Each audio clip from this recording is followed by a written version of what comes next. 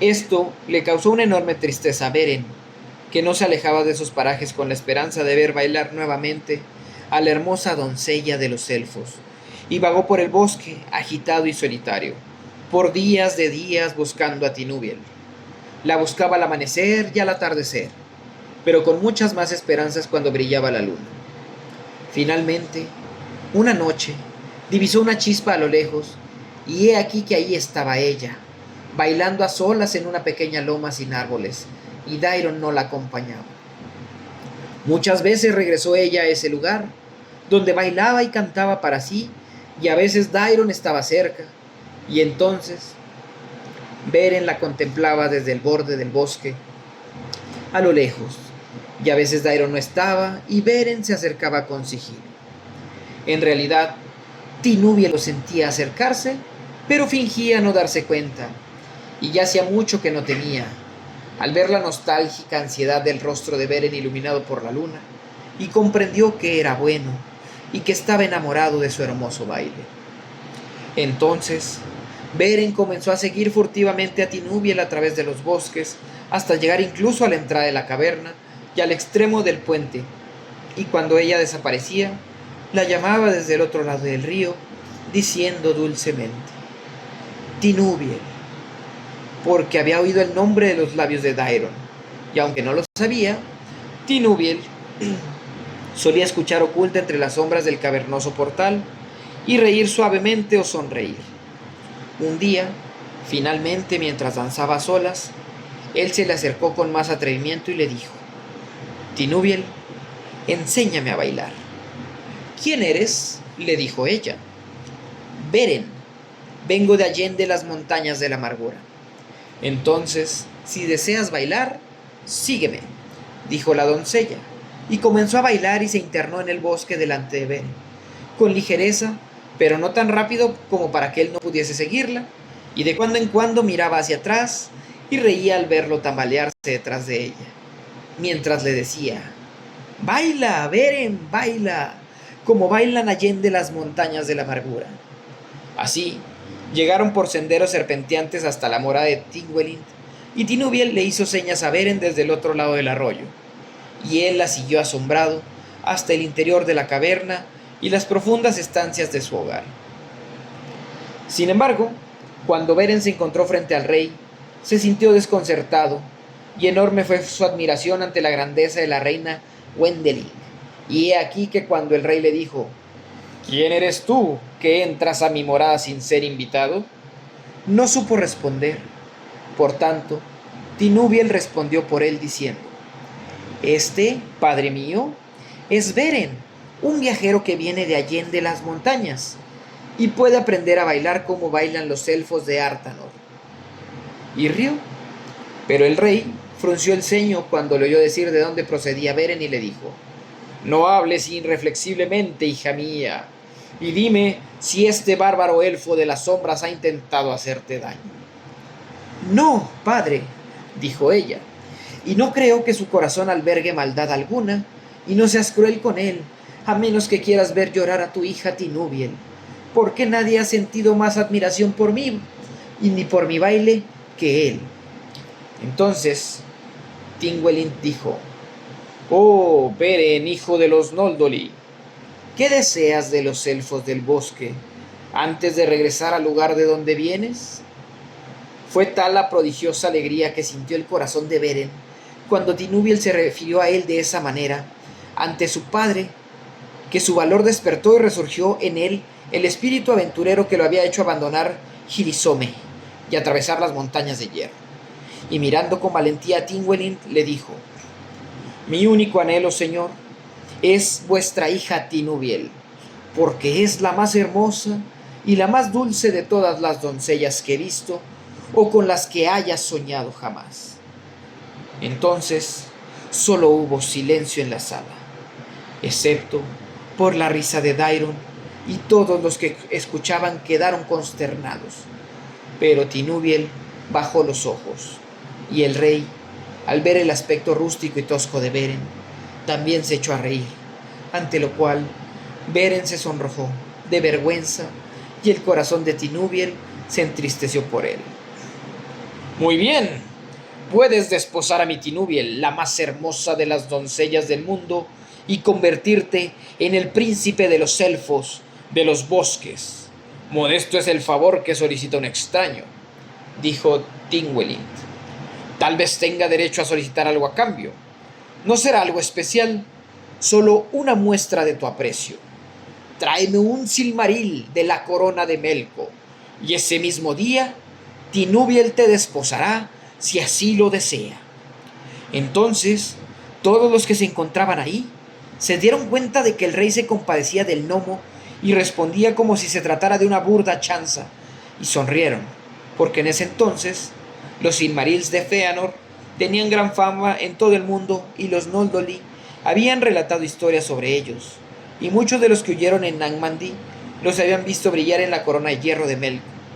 Jamás se quitaba la corona, y para él esas joyas eran tan valiosas como sus ojos, y nadie en todo el mundo, duende, elfo u hombre, podía abrigar esperanza alguna de tocarla siquiera y de seguir con vida.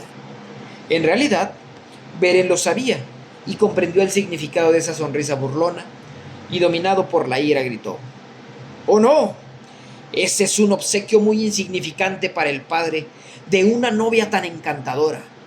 No obstante, extrañas me parecen las costumbres de los elfos de los bosques, que se asemejan a las rudas leyes de los hombres, de referirse a un obsequio que no se ha ofrecido, pero he aquí que yo, Beren, un cazador de los Noldoli, os otorgaré vuestro modesto deseo. Y con esas palabras, abandonó impetuosamente la sala ante el asombro de todos. Pero Tinubiel rompió a llorar. No está bien lo que has hecho, padre mío, exclamó. Condenar a alguien a muerte con tu lamentable chanza.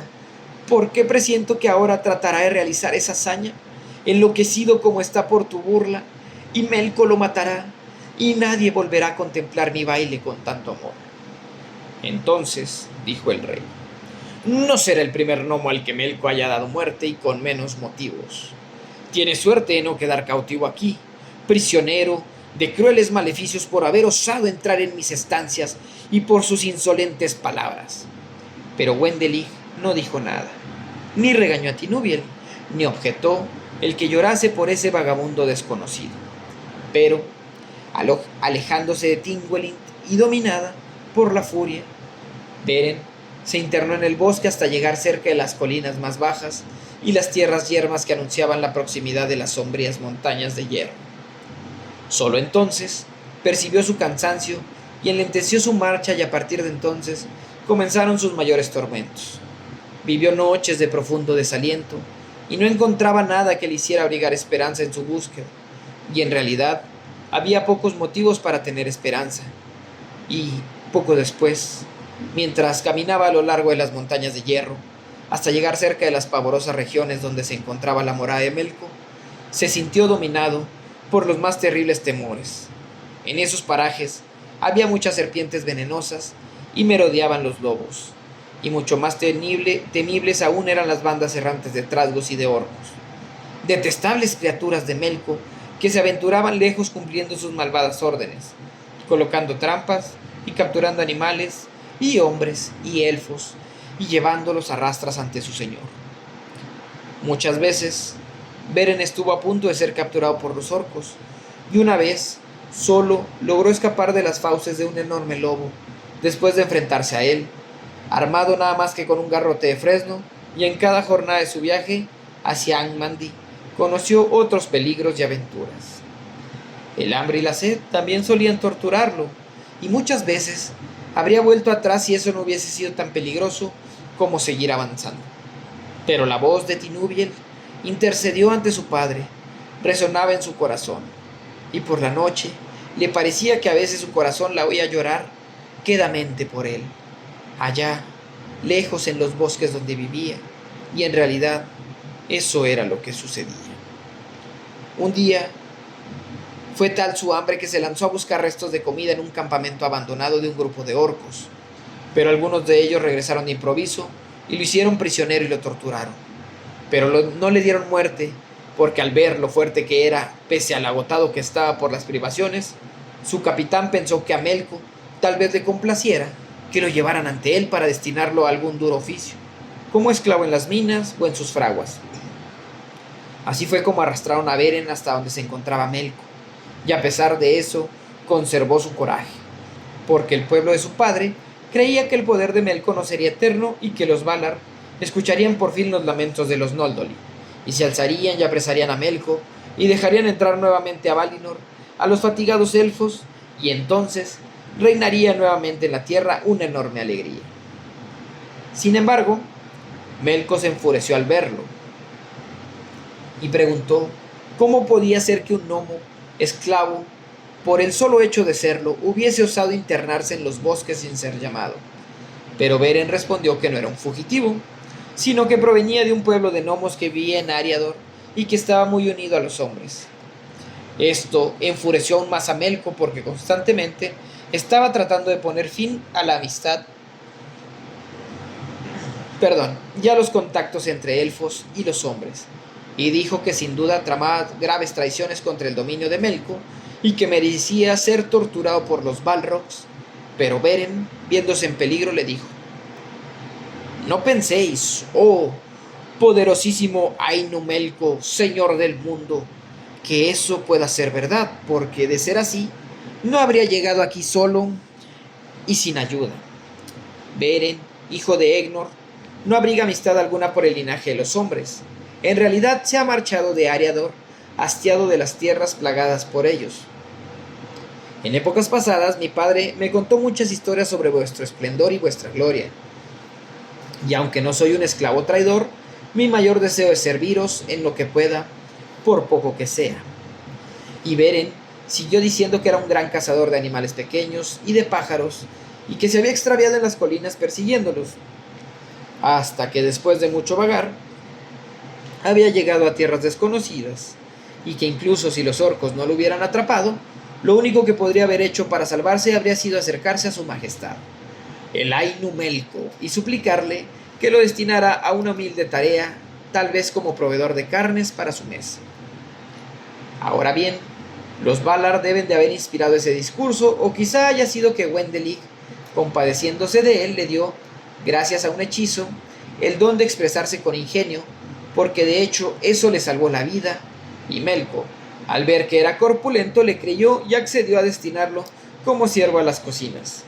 Los halagos siempre tenían un dulce aroma para ese Ainu, y pese a su insondable saber, muchas veces lo engañaron, las mentiras de aquellos que despreciaba, cuando los cubrían con placenteras alabanzas. Por tanto, ordenó que Beren se convirtiera en siervo de Tevildo, el príncipe de los Galtos. Tevildo era un gato poderoso, el más poderoso de todos, y estaba poseído por un espíritu maligno, como dicen algunos, y siempre formaba parte del séquito de Melco. Y ese gato dominaba a todos los demás, y él y sus súbditos eran los cazadores y los proveedores de carne para la mesa de Melco y para sus frecuentes banquetes. Por tal motivo, aún reina el odio entre los elfos y todos los gatos. Aún ahora, cuando Melco ha perdido su poder y sus animales se han convertido en seres insignificantes. Por tanto, cuando condujeron a Beren a las estancias de Tevildo, que no se encontraba muy lejos del trono de Melco, se sintió aterrorizado porque no había previsto que tal cosa pudiese suceder, y las estancias estaban en penumbra y plagadas de gruñidos y monstruosos ronroneos. Por doquier se veía el destello de los ojos de los gatos, que resplandecían como lámparas verdes o rojas o amarillas, ahí donde los vasallos de Tevildo agitaban y fustigaban sus hermosas colas. Pero Tevildo estaba sentado a la cabeza de todos y era un gato enorme y negro como el carbón y de aspecto maligno. Tenía ojos alargados, pequeños y oblicuos, con un brillo rojo y verde a la vez, pero sus largos mostachos grises eran fuertes y afilados, como agujas. Su ronroneo era como un redoble de tambores y su gruñido como un trueno, pero cuando gritaba iracundo hacía helarse la sangre. Y en efecto, las aves y los animales pequeños quedaban petrificados o solían caer muertos antes de ese sonido. Al ver a Beren, Tevildo entrecerró los ojos hasta casi cerrarlos por completo y dijo: Huelo a perro. Y a partir de ese instante sintió aversión por Beren. Ahora bien, en su rústico hogar, Beren había sentido un gran afecto por los perros. ¿Por qué?, preguntó Tebildo. ¿Osáis traer a esta criatura ante mi presencia, a menos que sea para convertirla en carne? Pero los que llevaban a Beren dijeron: no. Melko ha ordenado que este desdichado elfo pase el resto de su vida como cazador de animales y de pájaros bajo las órdenes de Tebildo. Entonces Tebildo comenzó a chillar burlonamente y dijo: en realidad, mi amo debe haber estado dormido, tal vez estaba pensando en otra cosa. Porque, ¿cómo creéis que pueda servir un hijo de los Eldar para ayudar al príncipe de los gatos y sus vasallos en la caza de pájaros o animales?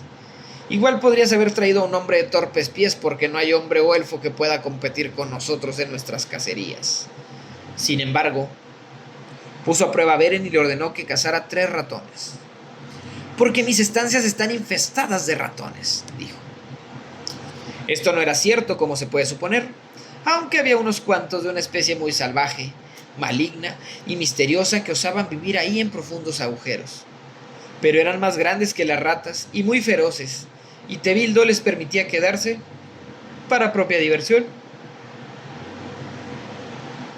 y no permitía que mermaran.